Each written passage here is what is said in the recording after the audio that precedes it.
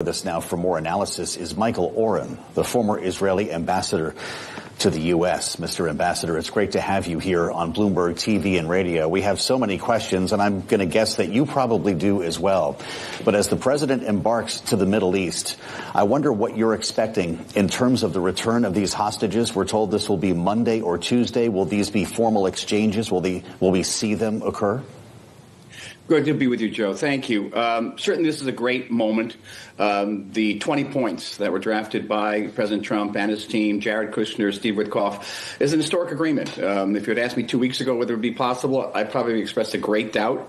They got everybody on board with this. Countries that don't agree with one another, Turkey, Qatar, Saudi Arabia, United Arab Republic, even Emirates, even Pakistan and Indonesia, who don't necessarily agree with one another, certainly not with Israel, everybody together on these 20 points, which address not only the situation in Gaza, but the situation between Israel and Palestine generally, the entire region.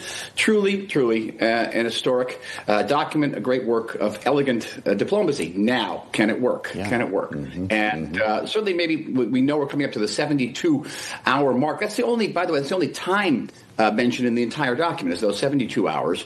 And the question is, will Hamas now comply with it? The Israeli army has complied. It has begun the withdrawal. It will complete the withdrawal to the lines that are agreed upon between Israel and the Trump administration. But there's still room for concern. Will Hamas come back and say, well, listen, we don't know where all 20 of those living hostages are. We don't know where all the deceased bodies are. And maybe this is a terrorist organization that deals not just with physical terror, but also with emotional and psychological terror. And if so, what will be the response of the administration? But beyond that, and I think that Eric and Aaron David Miller were all saying the same thing, the next stage is the crucial one. Everything hinges on whether Hamas can be demilitarized, whether Gaza can be demilitarized, and whether Hamas will give up its guns. And that's a very hard lift because Hamas is a terrorist organization. Without its guns, it's not Hamas anymore. And how that happens without military pressure, without immense diplomatic pressure, remains an open question. This is why it's been suggested on this program, in fact, by our analyst, Jeannie Shanzano, that what's being asked of Hamas is for it to sign its own death warrant when everyone sits at the table to formalize this. I don't know if you see it that way, but there is a question about what will be next in terms of transitional governing. There's been talk of Tony Blair being involved. Once we get to that point, and you're pointing to the hard part, when will you be convinced that this is a lasting peace? Well, I myself have worked with Tony Blair on Gaza, and I know he's deeply committed to this. I think they're all deeply committed to this. But the question, again, is get him to give up those guns. Yes, it is a type of suicide for Hamas. What Hamas wants is to basically stay in Gaza, the way Hezbollah stays in Lebanon and keeps its guns, but doesn't have sovereign responsibility. Hamas doesn't want the responsibility for building Gaza, for example. It just wants to stay there with its weapons very quietly, or maybe not so quietly vis-a-vis Israel, and then use that international force as kind of a shield, the way Hezbollah used UNIFIL in southern Lebanon.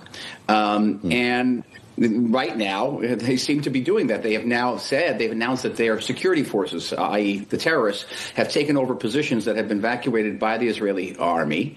And now the Palestinian population is going back to Gaza City. It had been evacuated by Israel prior to combat operations there.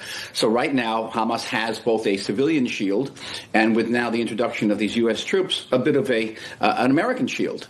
And that, again, it's going to be very difficult to overcome these challenges. It's not impossible. The president is, as you know, a keen negotiator. He has a great staff, and I'm sure they thought this through.